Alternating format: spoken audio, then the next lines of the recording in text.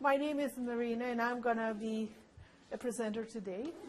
I'm very happy that I could present because we have a new program, as you know. And CREATE means that we'll have to rethink our courses, what we teach and how we teach, and how do our courses fit into the entire new program for preparing future teachers. And today I decided to talk about the use of technology, but I also decided to show to you how it works. And luckily I have Alex here, who is a teaching assistant for the course where I use it a lot, which is a physics methods course. Alex will pitch in whenever she feels that she can say how we use it. And I would like to, okay, here it is. I would like to start with the definition of CREATE. And if you're like me, I honestly did remember the acronym. I remembered it because it sounds right. Yeah, CREATE is beautiful. But I couldn't remember what the words stand for, so I had to go back and look for it. And when I looked for it, the key word that made me think was reimagine, think again about what I want. And the other word that is alternatives. And when you think about teaching science, and I'm a science teacher, I think that a lot of us, and we just had this discussion with Kate in House today, that a lot of us teach the way we were taught. It is true, yeah? A lot of us were taught by lecture.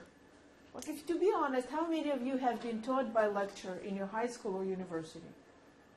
A lot of us. So here I come, they say, let's reimagine. And how do I know how to teach differently if that's what I know? That's why those seminars are so important, because they show us different ideas, and we go to conferences and we see how other people teach. We visited each other's courses. So today I'll show you one example, and most of the time it works in my classes. Sometimes it doesn't, but I'm learning the same way we all do. And the question for me that pushed me to think about it was, how to engage my students? When you teach science, very often it's a scary thing to do, because what if you don't know everything? What if they're going to ask you something you don't know? What if you're going to say something stupid, and it's going to be obvious it was a mistake? A lot of us have it. And when you teach other subjects too, it happens. Yeah? When you think, oh my God, what if it's not something that I should have been doing? And the issue with math and science that we all have prior experiences. We all have these memories where you do something and it's wrong and this is wrong. And when it's wrong again and again and again, it pushes you down. And your self-esteem goes down. And you feel of yourself less than who you are. And what happens eventually, that how can you be an effective teacher if you don't believe you can be effective as a scientist, as a mathematician? And this is what we deal with our teachers. So the anxieties that our students had as students will come through, as the anxieties as teachers. And my goal as a teacher of teachers is to help them overcome it. And thinking about it, I think I love technology, and I think how can I use it creatively fits with CREATE, but I don't have an acronym for creatively, it's just a word. How can I think creatively of teaching science if I have this technology? And for years I've been teaching undergraduate science, physics, and for years I've been using those things. And people think of engaging students in a large class when you have, for example, 400, 300, 200, it makes sense, yeah, because you give them clickers, please, and you can ask them questions, and they can vote and respond. The question is, do I need it in a small class? In my physics methods course, I have 13 students. In my other graduate course, I have, let's say, 12 students. You can say, why do you need that? You can ask, hey, Heather, tell me what you think about it, or Alex, or Samson. But there are issues with that, because very often if a question is hard, it might be embarrassing to stand at the front. Imagine if you are supposed to have a degree in physics, and I ask you, you know it's a basic question in physics, and you don't know. How does it make you feel? Not so good. And it's the last thing you want to do, the last thing you want to put people down. And I can tell it can happen in any class, in a French class, in a science class, in a math class. We want them to build confidence, to try new things, and not to be humiliated and feeling bad about themselves. So what solution do I propose? I use clickers. I like technology. They consist of two things. One thing is three things. Is the clicker itself. Another thing is the receiver. And I use the UBC clicker. The UBC, all of them agree to use this type. That's it. And actually, they have another version where they have something like a memory stick. The problem is you forget where you put it. So this I cannot misplace. That sounds ridiculous, but that's what it is. And the last thing is the software. Now, for me, a set of clickers of 20 plus cost me $1,000. I use them for give to the students, collect them back. One clicker is blue, so I know it's mine, and the clickers have those ID numbers. Do you see on the back? If you want, you can register your clicker so you know who the student is. But I also told the software that the clicker with my ID is my instructor's clicker. And this can go and start question, finish a question, show a histogram, and do also presentation remote. So that's what it does. Now we can say, okay, Marina, but in most classrooms they will not have clickers. What do? There are options. And that's not my invention. I'll tell you in a moment where clickers came from. You can use colored cards, cost you almost nothing. You can use A, B, C, D without color. There are many, many ideas. You can use your students' fingers. You can say 1, 2, 3, 4, 5. I'm saying 1, 2, 3, and 4, and 5, and I can see right away what is happening.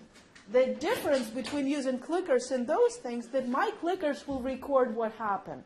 And it's very helpful if, as a teacher, you can reflect later, oh, they had a problem here.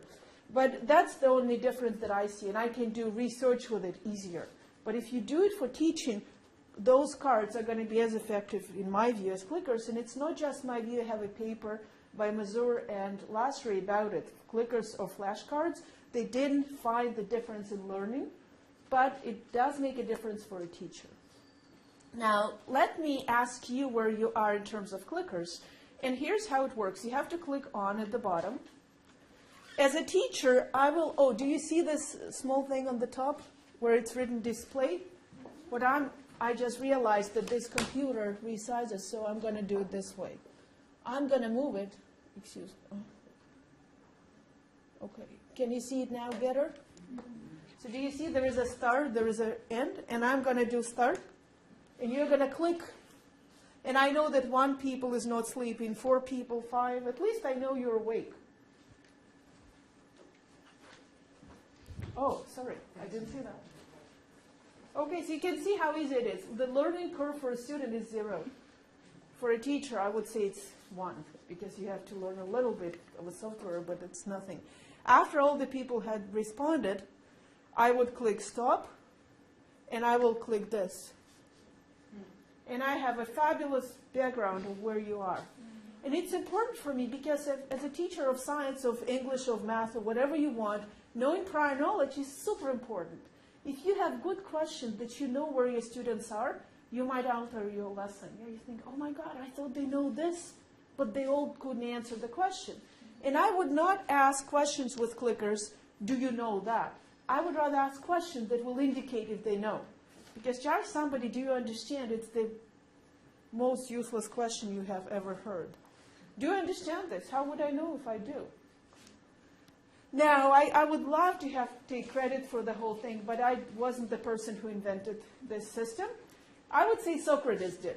He just didn't have clickers, but he knew how to ask questions. But the modern incarnation of this was done at Harvard by Eric Mazur. Eric Mazur has a fabulous website. I would recommend you all join. If you join his website, just look for Eric Mazur Physics Education Group. He emails people about new developments. For example, next I'll tell you in a moment what happens soon. But what he does, it's called peer instruction. And once again, I want to know if you have ever heard about peer instruction before. Sometimes people say PI. All right. Let's say all of you responded. And I can see now, that, okay, sorry. Oh, it was the previous one. I'm sorry. But I could go to the previous one, or I can ask you again, and probably some of you have. I know my students have heard about it, Samson, but some of you probably haven't. And what I want to emphasize, that it immediately gives me information about where you are. helps a lot when you teach. Now, the idea of peer instruction was that he realized that the students were really good at plugging in numbers. He gives the test, they memorize the formula, they can do that. But as soon as he asked them conceptual questions, they did not require a lot of plugging in, but thinking. And zero mathematics, because people thought physics is all math. Yeah, plug in numbers and you're good. He said, no, my students can do computational things, but they don't understand what they mean. And if you think of Bloom's taxonomy, it means that you can do the lower level things, but at least as soon as it goes into analysis and synthesis, nothing. And he said, oh my God, if it happens at Harvard, does it happen everywhere else? And then other people started looking, and there are lots of tests in physics, and now in chemistry and biology for undergraduate, that they can test conceptual understanding. Not formulas, but how do you make sense of what is there? And people realize that we don't learn by lecturing. Now, people who teach learning theories will say, hello, like you should have read books. Yeah, we knew that. The problem is you have a huge inertia. Yeah? We read books about Piaget and about Vygotsky and about other people, and we know that people, you cannot just come, well know the phrase tabula rasa, you cannot just feel, you know, I remember the teacher education, you have this very funny cartoon, yeah, a person with the head open and you're pouring stuff into it. It doesn't work like that. But you had to convince faculty members that, look guys, they don't learn by your beautiful lectures, because in pre and post tests help to do that. You have to have evidence. So to demonstrate it to you, before I go on, we're going soon to China in November for a conference, but in December at the same university, Samson, wanted to tell you guys, they're organizing a conference on clickers. It's the first international conference at Beijing Normal University. Yeah, that's so cool. We're going in November. I thought, can I stay for 2 more weeks for the second one? That's Eric Mazur is doing that conference. It just tells you how important it became now in China too. They want to change how they teach. It's fabulous. Yeah, it's wonderful. So the question is, how do you do that? Now, clicking doesn't take you time to learn. What takes time to learn is how to ask good questions. And we're going through that, Heather and Alex and I. We realize how difficult it is to come up with good questions that would really assess student understanding. And knowing that we're all here and we're all going to discuss it, I thought, what kind of question can I ask you that will show you what a good question is? And that is a famous picture of, you know who? Socrates, yeah, before he had to drink the poison. Asked too many questions, yeah, got punished. Yeah, sometimes it's good. I decided I'll ask you a question that you all are familiar with. And my students, we discussed that, so here's the question. And it's a totally Canadian question, because Monty Hall is from Winnipeg. He's still alive, Winnipeg. And if you heard recently CBC Laugh Out Loud, did anybody heard recently on CBC, Sean Cullen, does it tell you something, the comedian? He just joked about it. It was so fun. I thought it was funny. But the idea of this show is this. It's called Let Us Make a Deal. You have 3 doors, and you have a real prize behind one door. And you have 2 other doors with the goats, or something that you don't want. Maybe you want a goat, so something that you don't want. Now that is Monty Hall, and he's standing here, and let's say Heather is the participant. Heather says, I want to choose door number 1. Number 1 is on the left. I, as a host, know where the prize is. And I say, Heather, I will open one of those 2 doors that has a goat. Because I, Monty Hall, know where the goat is. And you, Heather, tell me, do you want to stick with your original choice, door on the left, or do you want to switch? Or does it make any difference? This is a real Canadian invention. Let's make a deal. We should be proud of that. Now, here's my question to you. If you were Heather, would you stick with your original choice? Or would you switch? Or it doesn't make any difference. Now what I'll do, I'll show you the peer instruction in action, how Eric Mazur would have done it. The first thing, I would ask you to think about it for a moment, and then vote without any talking to anybody. It's one version. You just do not discuss it with anybody. You're sitting in a classroom, you're just thinking. So I'll give you a minute to think about it for yourself. You cannot click. That's another thing. You cannot click unless I allow you, and it forces students to think, because otherwise they click immediately. Yeah? You ask a question, I'm clicking.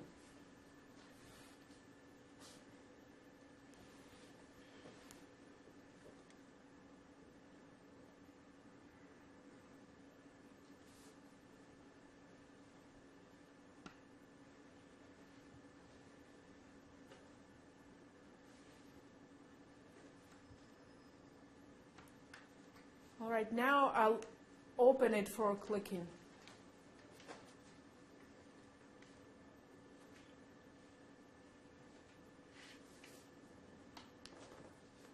And now what happens is that I'll stop because all of you voted. That's a really cool example of what happens in the classroom. If you thought about questions well enough, your choices, we call them distractors. Yeah, the wrong choices are called often distractors, are not just random distractors that nobody would have picked anyways. Those are distractors that you picked up from your experience, from the literature of how students learn. And then what I do, instead of saying, hey guys, it's obvious the right answer is this, because you don't need clickers if you teach it this way. What you do is this. You have a number of options. One option is to ask a student and explain not her or his choice, but to say, why do you think somebody could have chosen an A? I'm not saying, and by the way, why did you choose an A? Or what did you choose? Because then it's putting people on a spot. Now, in our case, I do not know who each one of you are in terms of clickers, but in a regular scenario, you can register them online, yeah, or in your Excel spreadsheet, and you can later review and know who answered what.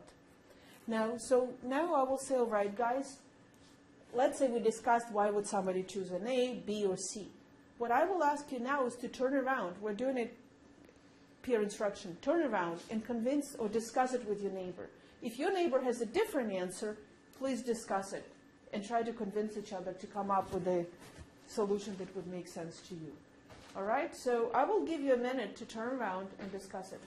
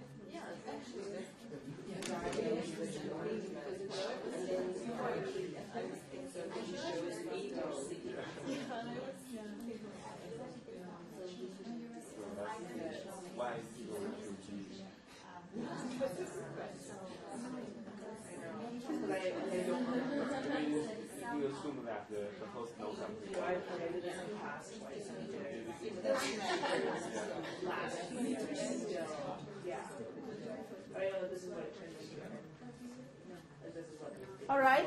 In a real classroom, we can decide maybe you'll give more time, because if you see they're all engaged in it, isn't it what you want, that people turn around and argue with each other and try to convince each other? And then what you can do, you can tell them, and now you can vote again and see what goes next. Do you want to vote, or do you want to see if anything changed? Okay, let's just try for fun to see if we have anything different.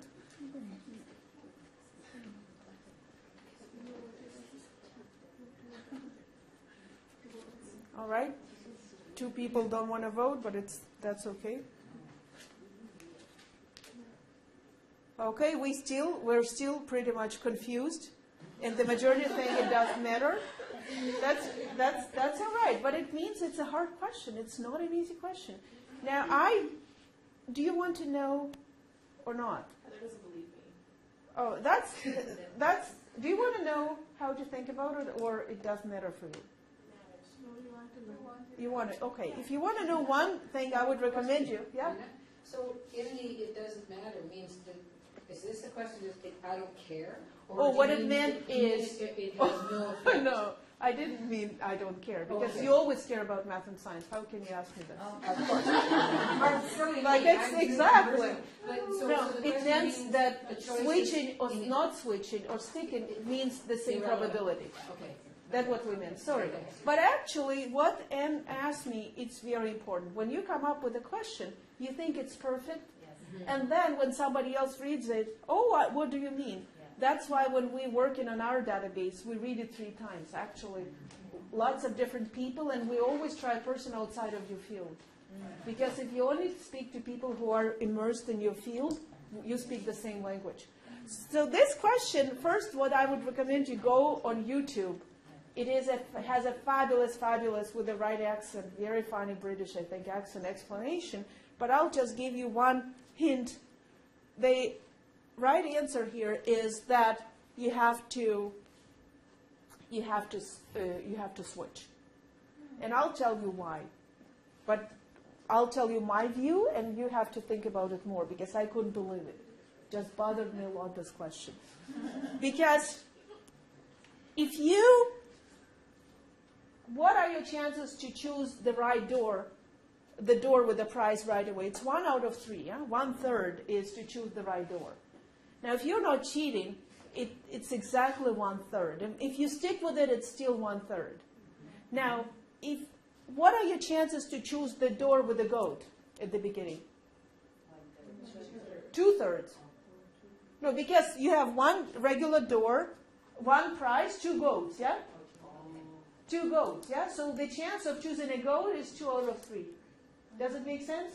Yeah. Because behind doors out of 3 you have a goat. If you choose a goat, which is the chance is 2/3, and you switch, you get a car. Because if I chose a goat, Monty will open the door where there is another goat. Because if I chose a goat initially, okay, I chose a goat. Which door Monty is going to open? Where there is a car or where there is a goat? The goat. So if I switch, I certainly win a car. But why doesn't he just go back to your first choice and open that goat? I do not understand what you... He won't choose the door that you picked. He'll choose one of the other 2 doors. Oh, I didn't explain it right. Or goat in one of those 2. Right. Guaranteed. Right. So there are 3 doors, 1 prize. Okay, we need an illustration. Are you okay, who is okay being on YouTube as a goat? Come here I need 3 people. Come here, I'll show you. So we have those ladies, I apologize, those are my students, so I can abuse them, yeah? So those students are going to be, Kate, could you please come here? Kate is going to be the car, okay, whatever you want to choose. And I'm going to be Monty Hall, and Anne is going to be a player, okay? Anne, I'm Monty Hall. Anne, show you don't know who is where, any door you want, pick. 1, 2, 3. 1. So you pick 1. You do not know that it's a goat, yeah? And what are the chances of you picking a goat? 2 out of 3, yeah? Because perfect, yeah, perfect. 2 out of 3. Now, if you stick with your choice, you get a goat. But what I do, I will say now, okay, before you decide to stick or switch, I will open the door because I want to know where the prize is. I'm obviously going to choose Heather. So I'm showing you. Now you know that here is the other goat. Now, if you switch, the only way to choose for you is going to be to have a car. And because your original choice was 2/3 or 66%, you're absolutely right. Then if you have a chance of 67% or 2 out of 3 if you switch to win a car. If you don't switch, your chances of winning a car is only 1/3, yeah, because... Okay, so what you're saying is you reveal that the middle is a goat. Absolutely. But this door is still closed and that door is still closed. But they're not equal. But they're not equal. Absolutely, and that's a very common difficulty because that is, you see, and imagine now if I came, thank you so much, you were perfect goats and cars. But what I'm trying to say is imagine if I came to you and I didactically proved to you that how it's done. you would have remembered the answer that you have to switch, but it would be hard for you really to justify it later. And what I'm trying to tell you is go online, look at the YouTube. It's a very, very cute YouTube. Oh, here it is. Perhaps I could add something that, see, mathematically, what is, if the chance of getting a good, that is at least in two of those, there will be a good. Yeah. So if you choose the first one, whatever the two that are remaining, one of them, so the switching needs, it becomes like 50% of the other two, which is a much higher chance that you get a good. Not that you'll get, but the chance of getting is much higher than that. That's another way of looking at it. And there are many ways. You're right, Samson. You can look at it in terms of looking at all the probabilities. And this YouTube is only, I think, 5 minutes. Very cute, very funny, very cute. But I'm just trying to say that engage the students in trying. And they vote. That's another thing. My vote matters. Even if I'm quietly sitting there, I still had a chance to express how I'm thinking about it. Now, I'm not going to discuss with you this, but I just wanted to show that even in elementary math, you can do things, yeah? You can do things. It's not about having very sophisticated questions. You can do at any level questions where students will need to think about it. Now, you could understand now that I can remove it later. What you can see that coming up with good questions is hard. And what I wanted to show you last is what we decided to do to help our teachers engage with questions. I had this, got a grant where I was able to get the clickers, but the clickers by themselves are not enough. You have to have good questions. And then I applied for TLEF grant with Cynthia Nickel, and we got the TLEF, and that's why we were able to get help from 2 of our students and the summer students who we started working on the database. I just had more questions, but you could see you can have easy questions, difficult questions, whatever your imagination allows you. And imagination is important. I have a button proving that it's important. And I'm not going to go on and on, but I can show you many questions that help you elicit our prior knowledge and say, hey, is it why? Now, a lot of it, you might tell me, questions are just lower-level Bloom's taxonomy.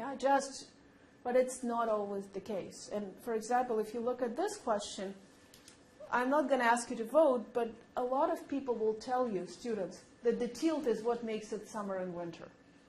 That is a low-level Bloom's taxonomy question, because if you memorize from the book, that the word tilt correlates in your head with the word seasons, you click it. But I'm not going to stop there. I'm going to ask you another question. Why is that? And here is a different story. The questions that are because. That you can see what people think. And what I'm trying to go into here is that the power of those questions is not that to have one beautiful question, but to have a sequence, to make sure that they got it and develop it for maybe simpler to more difficult ones. And the Monty Hall problem also, if you teach probability, it's an amazing opportunity to discuss probability with the students and have this game. So the reason that it's so important correlated with me, in the summer I read this fabulous book. I think all educators should read it. It's by Daniel Kahneman, who won a Nobel Prize in economics a couple of years ago. It's called Thinking Fast and Slow. It also appears in the ebook edition, and Audible too. It's a fabulous book, and the book talks about us that our brains always think fast or slow. Fast thinking is intuition. Yeah? You don't have time always to think very carefully and do all the analysis. And it's easy to survive like that. Imagine if you had to invest every decision, am I going to drink latte or am I going to drink cappuccino? And you think for half an hour about pros and cons. But unfortunately, our students are trained to think fast all the time. And in many of our classes, it means low-level Bloom's taxonomy. I memorized the words, boom, here they are. And how do you teach students to go up? Not just to think always fast, but sometimes slow down and think when you make them reason. Why is it so? And that's why we decided to work on this database. And this database is, and I'll just show it to you how it works. It is going to be for our teacher education program. but it's also for teachers who are outside, that's the database. And the idea is to come up with sequences of questions that can be good for kindergarten through grade 12. We started with math and science because it's easier for us. We're not saying that it cannot be done in other subjects, but we started from our field. And we thought that now if you can go, we started with secondary, you can go to the secondary, you go, for example, physics, you look,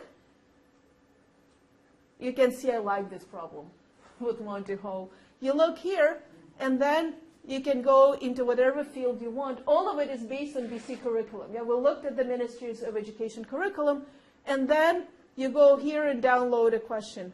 And we on purpose designed it to be in PowerPoint, not a PDF, because we feel that a teacher should not be given foolproof curriculum. It doesn't work like that. I think the teacher has to have an opportunity to make this curriculum his or hers.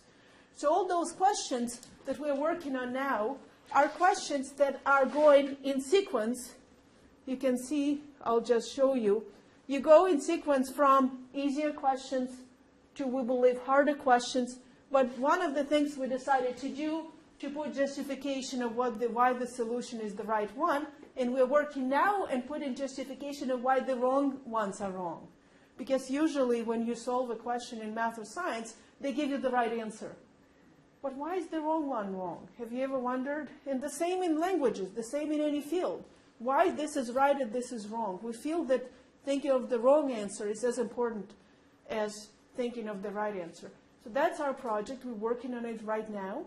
And we have about 400 questions designed for now. We want to do more elementary next year. We're going to ask for extension of TLEF because we want to implement it not just in secondary, but also in elementary. And now I wanted to show to you how our teachers think, what our teachers think about it. And F5. Okay. And those are the names of our students who work on that. And Heather and Alex. Heather and Alex are here. For all the wrong, bad questions, you should blame them. And Jeremy and Kevin, we had an idea, why not to invite science students from the Faculty of Science who just were high school students. And they worked on it as well. We're very fortunate, we also applied for MyTax. I do not know if you've heard about it. It's a center of excellence, and they helped us. They allowed us to invite a student from India who helped us to design this database, because a lot of effort was placed into how do you retrieve questions, how will people search the database. So it was more computer science issue. But it's very important. If you don't tag it right, people will not find what they want to find. So we spent some time thinking about it as well. And I wanted just to give you two kinds of feedback. The first feedback is from a real high school physics teacher. I asked her to be our test teacher, Miss Lawrence, and she asked her students, oh, let me remove the clicker thing. You can just read for yourself. So the kids started using them, and they feel that questions like this make you think, and personally I can understand physics without thinking about the principles. I'm already happy that somebody writes, I cannot understand physics without thinking about the principles. No plugging in sentence, yeah? And then the questions challenged me, and we on purpose decided to leave the answers in.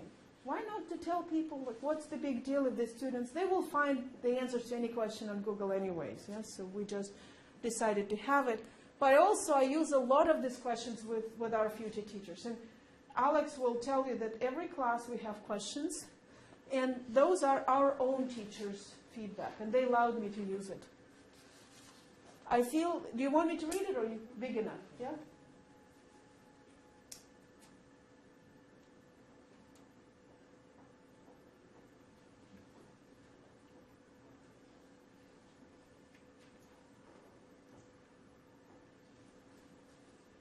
And Deep came from India, where there is always, she was educated in a very traditional way, and she's undergoing a big adjustment in terms of what it means engaged, what it means labs. She told me that they didn't have a lot of hands-on. Yeah, it was large classes, very didactic. So for her, it was really interesting how this worked. Now, other students.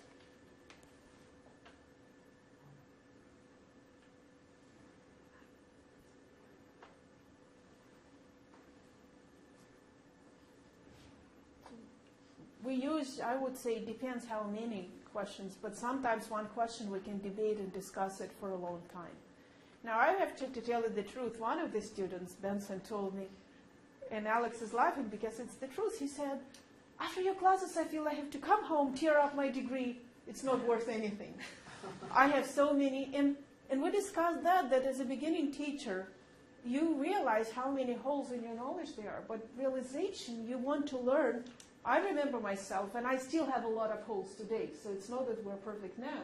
But I think this openness to learn, and now people are much more open to ask questions. Why is that? Don't just tell me the right answer, but how do you think this is different from that? Yeah. Something else with the clicker for me is that I have to commit. That's a very good point. And Absolutely. often I sort of indulge in a luxury of taking my time or letting other people do the work, and I'll just think about it. And this forces me to work harder, I think. And I think at the end of a class I'd be pretty tired, which is a good thing. I think it is. But I was just realizing, part of the pressure for me was not that I was anonymous. Being anonymous was one thing, but you had the numbers up there, and I felt that I was obligated to participate in that way, and so it made me. Yeah. But also it gives you information how well you're doing for yourself. It's true, yeah. Because a lot of times we just figure it out on a test, on a quiz. And this way you know, oh, I did get it because she asked me a conceptual question and I answered it right. Or I did not get it. Now there is a whole theory here about how do you give marks. Yeah? Do you give a lot of marks for only right answers? Or do you give marks for participation? We have to think about a lot of it. I, in my classes, do not use it for marks. I use it for two reasons. One, I want them to feel safe to expose their prior knowledge and see how they understand. Second, I want to show to them how useful it is. So when they go in a practicum, they think, oh, instead of lecturing all the time, I can keep asking questions. And the students, part of the assignments is to design their own questions. And I want them to design a sequence, not just one, but to go from earlier to identify a concept to go to higher level questions. Now, in our curriculum, they call it assessment for learning. If you look at the BC curriculum, they have the words for it. Some other people call it formative assessment. I do not use it, and I have never used it, the physics teacher, for summative. I always use it to help us learn. I know where we are, the students know, and I think it was a positive experience for me. And I love coming up with those questions because very often I think, oh, I never thought about it. Oh, this, and it just makes you think differently. And I think it's an opportunity which is so easy to learn. Because for a teacher, I'll just show you what you need to learn how to do. For a teacher, you get those, and you put a sticker, and I'll pass it around, and the sticker has start, stop, histogram. That's all. That's nothing to learn. Now, what else do you need to learn? The other thing that you have to learn is you have this iClicker software. I'll just turn it off and I turn it on once again so you can see. You have iClicker on your computer, and iClicker has two things. It has an exe file, which starts it, and iGrader file, which starts the grading. Now, if you start iClicker as an exe file, that just tells you choose the class that you use. You can see I've been using it a lot. Choose a class and start. And the only thing that you have to enter is, do you want this thing small? Do you remember start, stop, a small thing or a large thing? And then, if a university has a lot of clickers, you have to choose frequency. Because in the future, if we have 6 different classes, you have to agree that Anne is using frequency A, yeah, and I'm using frequency B. That's an agreement. And you have to tell, did you notice that the time started to go up on mine? Some people always want to give only 1 minute. And then the time is running down, and at the end of 1 minute, it stops. I don't use it this way. It's up to you how you want it. And then you have iGrader. And iGrader is just helping you to review, that's where clickers are much better, in my view, than flashcards. Because as a teacher, you can decide that you want to review what happened. So for example, let's say it's today's class. Oh, here it is. Let's say I wanted to, first of all, I can see a screenshot. Do you see? I can see a screenshot what I asked. Because I never remember what happened. I teach 2 classes, I never remember what I'd done in one or in the other. So my personal issue. Second, I can see a histogram. And imagine if you have questions in class that you're working on a test, you can decide you want this or that. You think, oh, this question was hard for my students. I'll put something similar on a quiz to make sure they get it now. And then you can assign what the correct answer is, and I don't remember what it is. And then you can decide, you can delete the question if you don't like it. You can decide to give it more points. So it is not a hard thing to do. Now, a new set of those clickers will have a tiny screen that you can also enter words. It will have a digital screen, and it will have a self-paced. And self-paced test means that you can set it up and say, I gave my students 10 multiple choice questions. They can enter on their own pace. So they don't need to enter with me. And then it can be more a quiz or a test or whatever. But the idea is still the same. The questions are the key part. Now, I wanted to ask Alex, you're here. Can you say a few words about what you observed in the 357 and physics methods, how they use it, in your view? I think that what you had from them is exactly what I would say. And, Benson wanting to go home and bring up his degree is entirely how we all feel on a lot of days.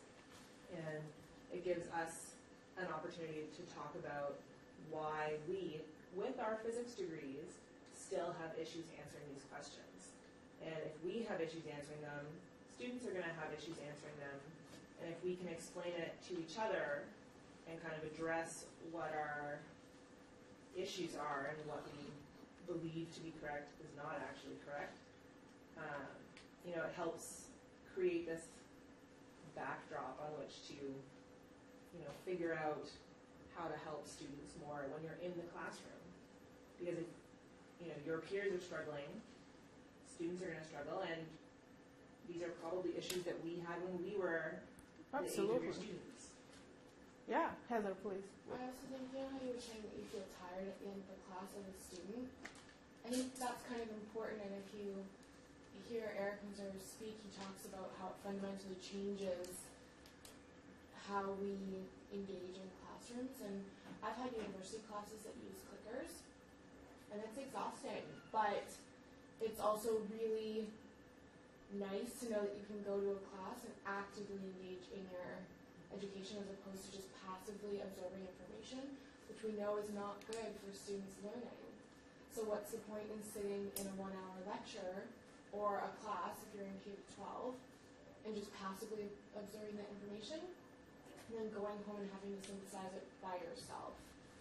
Eric's whole idea is that we should flip that around. I can give them my notes, and they can look at it on their own in their own time. But what's really important is how we synthesize that information, so you're not spending so much time by yourself just trying to work through and make sense of what it is that you've been presented with in class. It really does fundamentally shift how we view education. So it is liberating in one sense, but it's also really liberating to be able to work through problems actively with a support system, because I could read the textbook on my own anyways. So what is being given to me that's new in that classroom setting? I think Heather's point is well taken. Being tired in a good way is good. And I just wanted to say, and Alex's point is also very true, but I want to say my classes are not negative. Don't take it that the students, I said kids, the students feel negative. No. But I think clickers broke those walls. That walls should appear, we know it all. And they know I don't know it all. Yesterday we had a demonstration that I honestly don't know how to explain. And I said, look, I'll think about it. I don't know. But I think not knowing and trying to figure out is fine. But being arrogant and not being humble about your knowledge is not a good thing for a teacher. And like Heather said, remember, it was hard for your students. That's why the zones of proximal development of Vygotsky worked, because he was saying the students are much closer to each other versus a teacher who knows it all. But we are lucky because we're not the teachers who know it all. We know little, but we're always learning. And I'll finish with that. And if you have any questions, please feel free to ask. Thank you. Thank you. Any questions? Or please, just remind me your name, please. I forgot, sorry. I'm Tintin. Tintin. Yeah. yes. Oh, yeah, of course, yeah. Actually, this is not a question. It's more of a comment. Yeah. I really like the iClicker because I just realized now that I love the graph that it shows that, because even sometimes you get the answer wrong, you find it relieving that actually many people also got it wrong. Absolutely. And You're not the only one. Yes. And whereas if you're raising hands, if you have students, if you call a student, and usually those students. But to tell you, if you do not show, this thing will still show you the percentages. So you can decide not to show the histogram. You just look here, A 30%, B 20%, and you can decide what you do. It's absolutely your choice. But I agree with you. We always feel that everybody else is smart, everybody else knows it all, and I'm the only one who doesn't. Good point. Please, I've Heather. also seen some really interesting ways to use clickers that aren't necessarily measuring knowledge and understanding. I've seen a professor use it for motivation.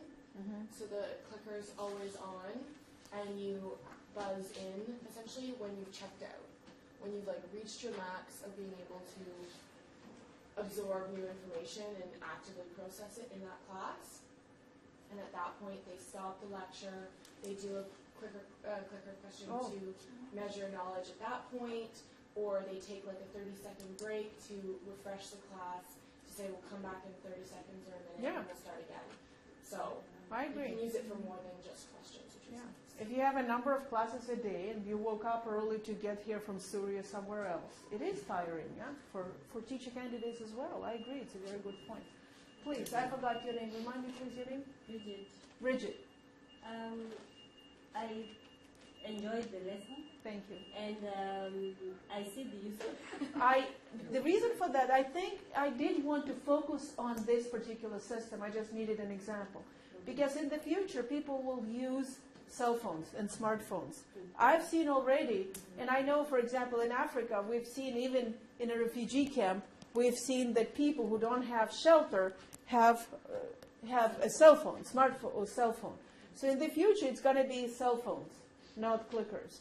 Now, so it can be substituted for. oh, absolutely, for absolutely. Technology changes. Okay. So what I wanted to say is that the key is not what you click, is what are the materials that you're using as a teacher.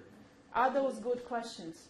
Are those interesting materials? That's why we didn't focus on developing questions for iClicker or for a smartphone.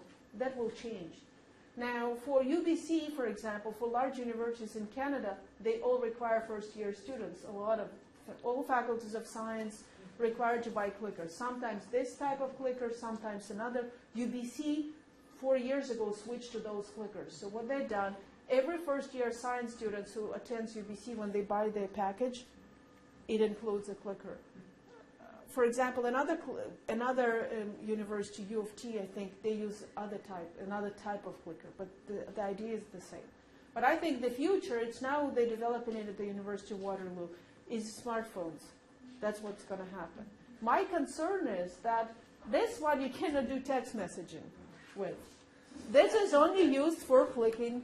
Imagine if I give all my students and ask them to do clicking through smartphones, I would say most of them would be on Facebook or doing text messaging.